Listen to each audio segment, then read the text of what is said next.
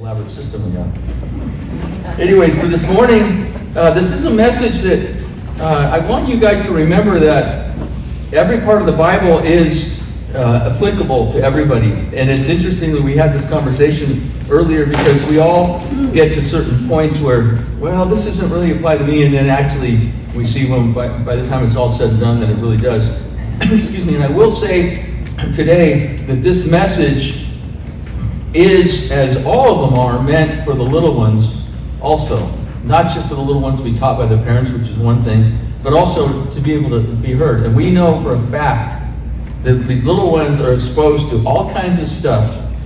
They can handle the hard messages of the Bible because of everything else they're exposed to and all these other things that we think they're so sheltered from things. They see all kinds of things, and so it's our job to make sure they're exposed to these other things that are actually the important things. So we're going to be, this morning, this message, as all of them, apply to everyone, but even the littlest of the little can swallow the seeds that are coming along through this message today. So let's go ahead and get started with this. It's a great priority of children learning honor and obedience. It's a great priority, and it's a top priority in a lot of ways. First of all, of its importance to God. First of all, its importance to God. It's the first commandment in human relationships in the Bible. The first commandment of the Ten Commandments is the first one, Exodus 20:12. It's the first commandment of human relationships. It's the only commandment that's listed in the Ten Commandments that has a promise with it. And we see this also, this promise is revealed also in Deuteronomy 5:16 and even here. Violation of this commandment could lead to the extent of the death penalty. It's pretty important to God. We're going to see what this looks like. Exodus 20:12, Deuteronomy 21:18 to 21, and 27:16, and throughout all kinds of places, including reminded by Christ in the New Testament that violation of this commandment could lead to the death penalty. Christ himself said that in various places, Matthew 10:37, 15:4, 19:29, Mark 7:10, Luke and John, all throughout, Jesus talks about this. It's important to God. It's important to society because disobedience of children was the cause of social disaster in Israel. In Ezekiel 22:7 and 15, it's because they let the children run amok that the whole nation fell because of the kids being out of control. We know, and we can see this, that it is the cause and the sign of present and future social disaster even in this country. We see it right now. Disobedience in children is the cause and the sign of our state in our country that's completely falling apart, that starts with the obedience of children. Pretty heavy duty here. Even for America, as we see, it's falling apart. We see this in Matthew 10:21, Mark 13:12, Romans 1:30, and we see it also in 2 Timothy 3. It's also important to parents, this whole subject, and understanding disobedience. It's the parents' job under the father's leadership to make sure this happens, or the parents, will have major consequences. So it's important to you as parents, this whole obedience and disobedience thing. It's important to the children. It's important to the children. If they don't learn this now, it will only get worse for them. It's important that they learn it now. And there's an importance of this urgency to get on this. To get on this right now. 2 Timothy 3:2 says, "But realize this, that in the last days, difficult times will come, for men will be, among other things, disobedient to parents." It's a sign of what's going to happen and how things are getting worse and worse and worse, and it starts with disobedient and dishonoring children. We are seeing this even now, and therefore it is the parents' job to step it up even more, even with all the pressures that are on you as parents against that. Society is pushing against you to make sure there's obedience and honor, and yet you actually now in this society actually have to push back even harder It's important. And now this attitude and actions of submission we saw earlier in Ephesians 5:21. If you need to go back and look at that sermon, it establishes this whole attitude that we all have to have about submission and understand, because it's foundational. Like we said, it's foundational for husband and wife relationships. It's foundational in parent and children relationships, and as we'll get on with every other relationship you have in society. So here we are this morning in Ephesians chapter 6, and we're at the beginning of chapter 6, verse 1. And what we're going to see here is that this chapter, or this section here in Ephesians 6, 1-3 displays 3 truths regarding the family that will help you to honor God and to be blessed. 3 truths. And we're going to read that here. Ephesians 6, 1-3. Children, obey your parents in the Lord, for this is right. Honor your father and mother, which is the first commandment with the promise, so that it may be well with you, and that you may live long on the earth. So we're continuing on in our marriage and family series in Ephesians. The last 2 weeks we dealt with the godly marriage, and now we're starting with with godly children. That's the title of the sermon today. So we're going to see here once again 3 truths regarding the family that will help you to honor God and be blessed in this passage. The first truth we see is the action that needs to occur. It says here, children, obey your parents in the Lord. Word is right. Children means all offspring. So is there anybody here that's not a children? No. You're all considered a children or children, and therefore it affects everybody here, because you're still a child to your parents. Now obviously there's a difference between a juvenile child and an adult child, but the bottom line is this affects everybody here. Parents, then, are both, remember, both the father and the mother. Why? Because they're one flesh. Therefore, the parents are both the father and the mother. Even though the wife is to submit to her husband, both are equal over the children. We can see the hierarchy here. It has to be understood. And of course, this is a touchy one, because it's always touchy. This includes step-parents who are now one flesh with the other parent. Oh, that makes it sticky. Yes, it does. Because if you're a step-parent and you marry somebody that has kids, either you're married or you're not married. If you're married, you're one flesh with them. And this makes it sticky. Now listen to this though. Jesus submitted to his stepfather Joseph as one of his parents. Luke 2:48-51. Let me just throw it really hard in your face. Jesus, being God himself, and during this episode that we saw this in Luke 2, he was 12 years old, and he submitted to who? His parents. Joseph was his stepdad, and he knew they were considered his parents. It says in Luke, he submitted to his parents, stepdad. Now, this is very important, and I'm sure that a lot of people here can understand this. This must be accepted, this truth must be accepted by both parents before marrying when you have prior children. You gotta get this discussed and squared away, because there will be problems. There will be disaster. And what's going to happen with this is that children need both parents. They need a father and a mother, is the way God divided it. If you don't treat the one flesh as one flesh, the child is not going to get the full extent of a father or a mother that he or she needs. You think you should discuss this before you get married with a blended family? Yes, it causes major problems. It has to be this way though. And like I said, the Bible lays it out. Every sticky situation we can find the answer to in the Bible. Parents are in the gap between children and God. The parents must teach their children obedience. Parents are the first, primary, and listen to this part, most loving teachers of the children. They set the tone for the future obedience of the child. And I want to repeat this once again. The parents and you children, you kids, need to understand that your parents are going to dish it out to you, yes, and they're the most loving ones that you're going to. Everybody else, they're going to dish it out, and it is not going to be loving. So you better take it in now and appreciate this from your parents now, because it's not going to get any easier. The word obey means to follow all instructions. It means be subject to the words given. Be subject to the words given out, the orders, the instructions, and I just said orders. You could call it orders. The verb is what's called an active imperative. It means that you must do this. You shall do this. Compared to the command for the woman to submit to her husband, which is a passive. In other words, the woman is not to be a doormat. She's not to be in a situation as that she's actually a child. She's a partner, and the man has a higher role of hierarchy.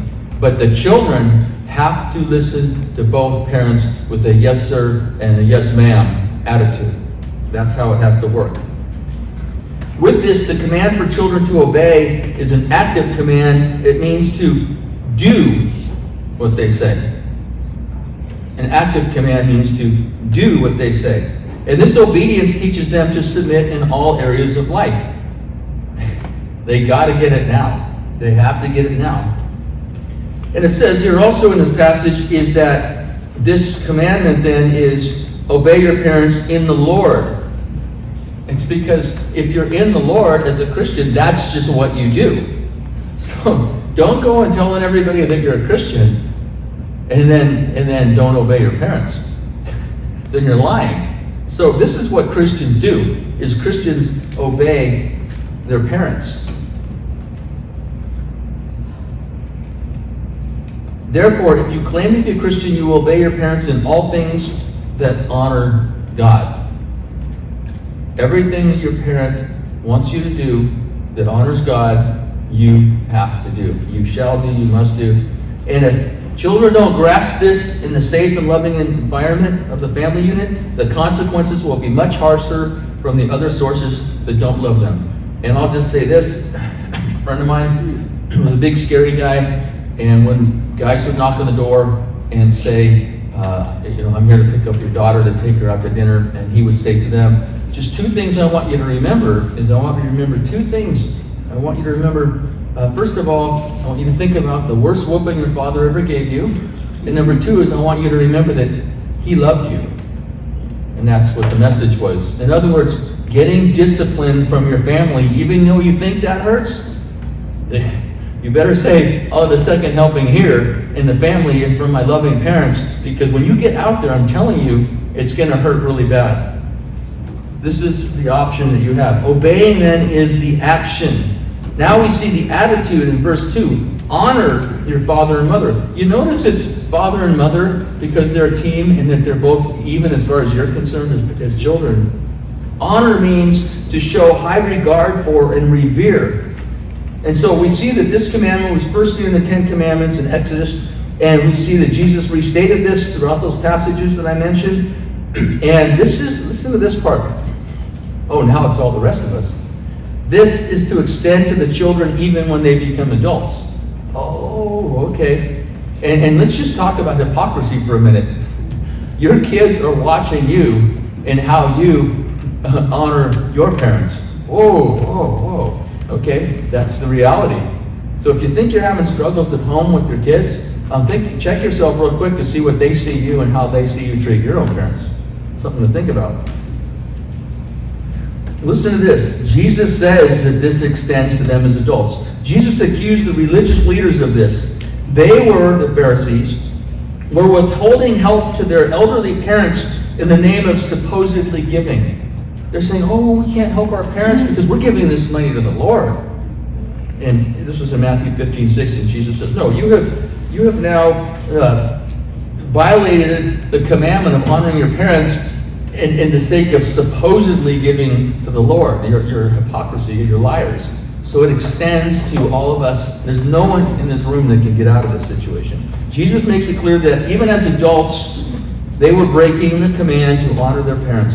Paul makes a similar command in speaking about the care of elderly widows. 1 Timothy 5:3-8. But if anyone does not provide for his own, and especially for those of his household, he has denied the faith and is worse than an unbeliever.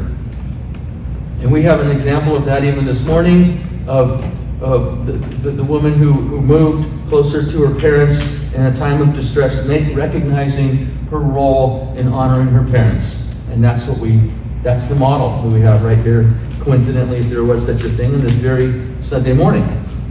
Listen to this, and we talked about this. Jesus continued to be in subjection to his parents even at 12 years old, which is considered an adult in Israel. And we saw this earlier, Luke 2:51. Parents, listen to this part. This is hard, but this is the way it is. Parents are even to be honored even if they're not honorable. Oh, what does that mean? Well, what it means is your parents are sinners. Yes, of course they are. There's not one that's good. There's not one that's righteous. But the bottom line is you're still supposed to honor them to the extent that you can. To the extent that you can. It's just the way it is. There's not one, no parent on the face of the earth. Look at Jesus' parents. He still honored them. And they were all messed up in the fact that, just by the fact that they left him and lost him for 5 days. And in today's society, they'd be arrested for child neglect. We know that Joseph and Mary were great parents. But the bottom line is that somebody could accuse them of not being good parents, but yet Jesus honored them. So let's just keep that in mind. Listen to this. John 19:26. Jesus still honored his mother while he was on the cross. He was kind of busy. There's a lot of things going on, a lot of moving parts, including this whole thing called pain and suffering and misery. And yet, he knew that this was something important, not only for his mother, but for us to read. See, everything in the Bible is for not only the people that were dealing with it at the time, but it's for us sitting here. Listen to this. When Jesus then, he's on the cross, he's being trashed. When Jesus then saw his mother Mary and the disciple whom she loved, that's John. John writes this, and he's always talking about himself as the disciple that Jesus loved. Jesus saw his mother Mary and the disciple whom he loved, and he said to his mother, right in the middle of all this, he says, "Woman, behold your son." Then he said to the disciple, "Behold your mother." And from that hour, the disciple took her into his own household. So we see that honoring your parents goes to the very end. And even in the midst of your own so-called misery and all your excuses that you have, like, well, I'm giving all my money to God, or I'm kind of busy dying on the cross right now, you are still required to honor your parents. And this is what the Bible is so good. It makes things black and white that you can't get out of it. If you try to get out of it, you're going to make the stupidest excuses. And so it forces you. So Jesus says this is important. This is important. Obedience and honor, the combination, they're both necessary. Obedience and honor are both necessary for a relationship with God, and it starts with your parents. You have to have both. You can't have one without the other. Honor without obedience is just lip service. It's flattery. The Proverbs talks about, hey, watch out for those guys that just give you lip service. This is from Jesus quotes Isaiah 29:13 here. Jesus quotes this in Matthew 15:8. He says to the hypocrites, he says, "These people honor me with their lips, but their heart is far from me. So in vain they worship me." They're just doing all this stuff. It's all lip service. And he says it's in vain. What does that mean? It means that they're not really worshiping him. In other words, it doesn't count. In other words, they're going to hell. Is what he's saying. In vain, worshiping the Lord in vain means that you're not really one of his, and you're going to end up in hell. That's how serious this stuff is here. It's false religion. It's hypocrisy. With this, he speaks of the Pharisees. They act like they love God and supposedly follow all of his rules, but they really hated him, and they hated the Father by putting the Son to death. And in all this, they acted like they loved God, and they really hated him because they supposedly followed all the rules and made it look all good. But we see this today, even with the so-called priests. Pictures of them, videos, they're kissing the Bible, but yet they teach and live the opposite of the Bible. Same thing when Judas kissed Jesus. "Hi, Rabbi," and kissed him, and Jesus is like, just do what you got to do and get your stinking lips off of me, because you're a hypocrite. And that's what we see today with these priests that kiss the Bible, but yet they hate the Bible. We see this in another parable that Jesus brings up, and we'll get back to the one we read earlier in a minute. But Matthew 21:28, there's a parable, and Jesus talks about a man who goes to his sons, and he tells one of them to go out and work in the field. And one of them says no, the first one. But then he regretted it, and then he went out to work anyway. The second one said, yes, sir. But he didn't go out and do it. He just gave him lip service. So the first one had regret. Why? Because he actually did have honor for his father. And the second one paid lip service, but he really didn't honor his father. And even Jesus, even the Pharisees knew that the one that was righteous was the one that actually ended up doing what he was supposed to do, that actually really honored the father. On the other hand, then, obedience without honor, so we're talking about just honor without obedience, just faking it. Now we're talking about obedience without honor is just what we would call works religion. But there's no relationship with God. It means I did all the stuff. I checked all the boxes. I did this. I went on this Friday night. I did this. I went on Sunday morning. I recited this. I did this. I did 40 push-ups. And I did 3 Hail Marys. And I did all these different things that supposedly honor God. And it's just going through the motions of obedience. Even coming to church every Sunday because I'm supposed to come to church every Sunday. It's useless. And we saw this depicted in the parable of the prodigal son that we read earlier. The prodigal son realized he was a sinner. He came to his senses. In other words, God changed his heart. He came to his senses, and that he recognized that he was against God and that he was against his father, and he was ready to do anything, even be considered a hired hand, to reconcile the relationship. He recognized that I dishonored God and I dishonored my father, and I'm paying the price for it, and it hurts. Ouch. I'll do anything to get back on good graces because I was wrong. I have sinned. And he not only said it ahead of time, but he went and then said it to his father. We saw what happened. So by this, he actually, at the end, he actually showed honor to God and to his father. The other son, and that's why there's hope for any prodigal, for anyone that has crossed the line. Our Heavenly Father says, if you're ready now, we can have a relationship, and this is what we have. This is what we celebrate for Christmas. It's the Prince of Peace, bringing forth this reconciliation offer. The other son, in reality, did not have honor for his father, nor God, but he was just being obedient to get the stuff. In reality, as we see at the very end, he really hated his father, he hated God, and he hated his repentant brother. He hated God's program. He was a phony. He just says, I just do all the stuff. I did this, and I did this, and I did this. And yet he got to go out and have all this fun, and you never let me have fun. And he refused to acknowledge something good that happened by acknowledging his father, acknowledging God, and acknowledging that now his brother was turned around. So with this, then, people's relationship with God reflects their relationship with their parents. Children, then, which is all of us here, must understand both obedience and honor. And the parents need to understand and teach these things. The older women are to teach these to the younger women. The older men are to teach this to the other men. And the men of the church and the ladies of the church are supposed to help each other when we need help. There's going to be a new family coming in any second that doesn't have a clue about any of these things, and we need everybody in here to help them to understand these things. So everyone here has a job to do. So obeying is action, honoring is the attitude. Even adult children must honor their parents. And this message affects everyone here, like I said. Even if your parents are gone, you still must have an attitude of honor towards them in order to honor God. And it says here, we get our third point here, is that there's advantages to this. This is a big deal to God. There's advantages to this, though. Now think about this just for a minute.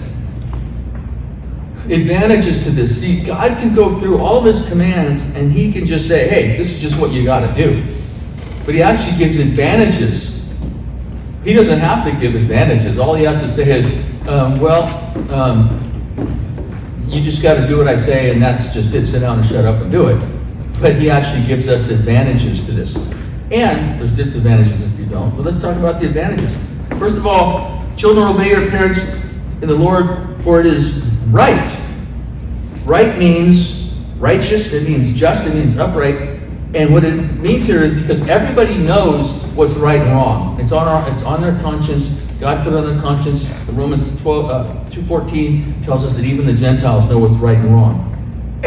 Everybody knows what's right and wrong. Everybody knows that children are supposed to obey their parents. Even the people that say at the schools that we are going to go against whatever the parents want, and we're going to take their kids out for these surgeries, either to get rid of a baby or to change their gender, supposedly.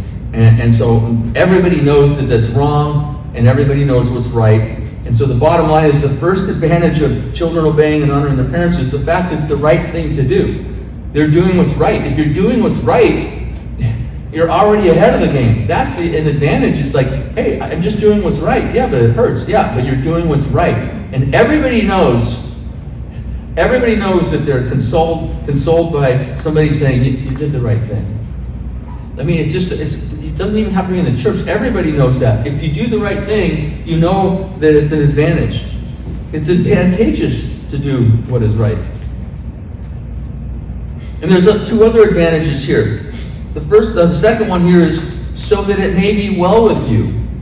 And it's also quoted in Deuteronomy 5:16. The Proverbs speak all over the place on how things are better for those that obey and honor their parents. I'll give you a couple. Proverbs 15:5, 20:20, 30:17. Throughout, what we see is that those who honor and obey their parents will be blessed, and the ones that don't won't be blessed. Deuteronomy 27:16 says, "Cursed is he who dishonors his father and mother," which is the opposite of being blessed. These are the advantages. But there's also a third advantage. It says here, that you may live long on the earth. Well, that's an advantage. That's an advantage. See, by honoring your mother and your father, the Bible shows us, and we're going to look into this, how children can avoid untimely death. Wow, untimely death? Yes, through honor and obedience to the parents. What's this untimely death? Do we ever see this? Well, let's look at what the Bible says about God's program back for the theocracy of Israel and how he viewed these things and how he wanted them handled. And we've seen a glimpse of it already, but it helps you, if you honor and obey your parents, it helps you from getting killed through capital punishment. Most people think that capital punishment is only for murder, but let's look at a few of these. Exodus 21:15 and 17. He who strikes his father or mother shall surely be put to death. He who curses his father or mother shall surely be put to death. This is how God views disobedience and dishonor. That's how God views it. Does God ever change? No. He's the same God. This is how he views it. This is the command that he made to the theocracy, the nation of Israel, on how things were supposed to be done then. And even though we are not commanded in the United States by God to particularly do these things right now, the bottom line is it's not a prescription for us today, but it's a description of God's attitude towards obedience and disobedience. Even in the New Testament, though, Jesus even quotes the Old Testament as still applying. Jesus said this for himself. He quoted Leviticus 29, and this was in Matthew 15:4. This is what Jesus says. For God said, honor your father and mother. He who speaks evil of his father and mother is to be put to death. Wow. I mean, what does this speaking evil of your parents look like? Well, everybody here knows what that looks like. You can speak evil of your parents if you let out a groan that you don't like. I mean, any disrespectful thing towards their position is evil. This is how God views you just popping off to your parents. Grumbling. Wow. And we see in the book of Acts, even in 1 Corinthians 11, Acts 5:5-10, 1 Corinthians 11:30, other acts of disobedience that lead to God demanding death. Wow, these are very important advantages for children, that they both honor and obey their parents.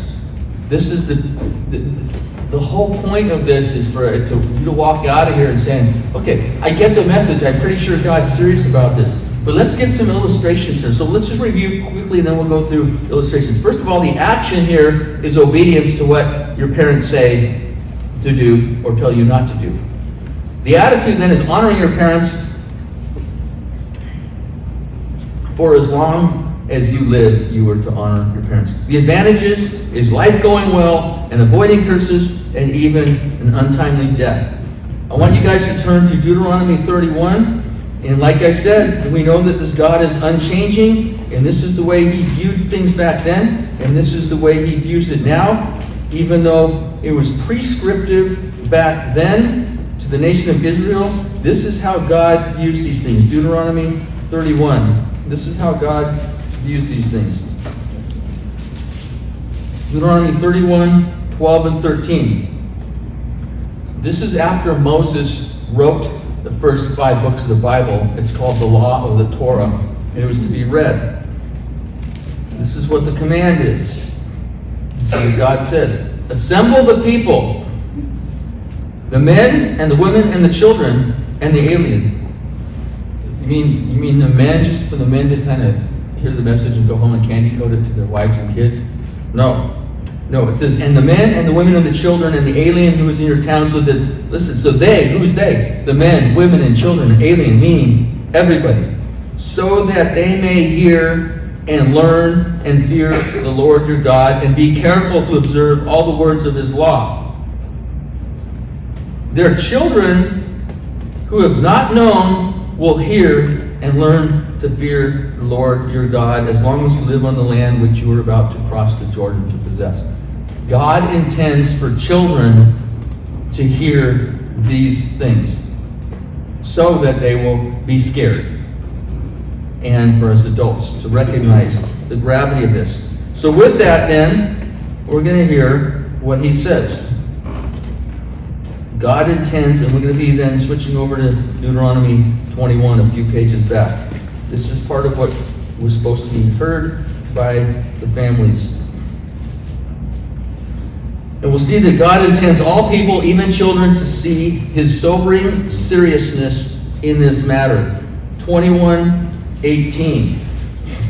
21:18. If any man has a stubborn and rebellious son who will not obey his father or his mother, and when they chastise him, he will not even listen to them.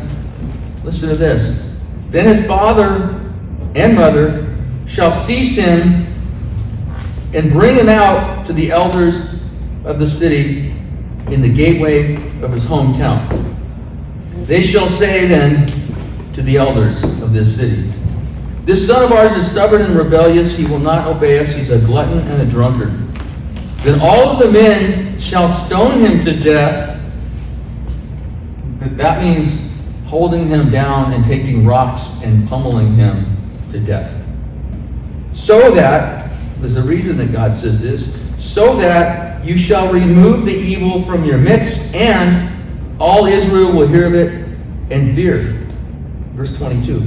If a man has committed a sin worthy of death and he's put to death, and you hang him on a tree, his corpse shall not hang all night on the tree, but you shall surely bury him on the same day. For he who is hanged on a tree is accursed of God, so that you do not defile the land which the Lord God gives you as inheritance. Okay, that was pretty gruesome. The little kids were supposed to hear this. The crime here then, as we see, is actual disobedience to parents, being stubborn and rebellious. And keep in mind here, the sins of the drunkenness and gluttony were not necessarily capital punishment. It's just a matter of them reporting to the elders, this is the problem we're having with him, and he won't listen to us. He's been doing this, this, this. You could be saying, well, my kid's doing this, this, and this. The bottom line is this, the crime of capital punishment was not obeying the parents. So like I said, if somebody's a drunkard or glutton, is in the capital punishment issue. The issue is the rebellion against the parents. And so think about that. Some people say, well, all I did is I did this. That's all you did, but that's the one that deserves the capital punishment, by disobeying and dishonoring your parents.